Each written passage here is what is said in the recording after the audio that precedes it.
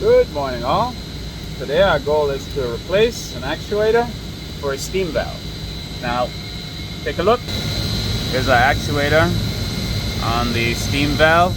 The problem we have is that we send a signal and it doesn't move. So we need to replace it with a brand new one. So a couple of things before we disconnect. We want to make sure our hand valve, which is here, is closed. Why? Well, if we disconnect and we begin to pour steam into the site, we might overheat things. So we don't want to overheat things. So let's shut that steam valve and rapidly do our change so that we don't freeze the building.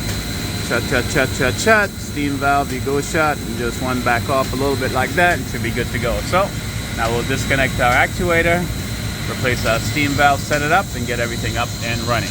It should take about 30 minutes to an hour.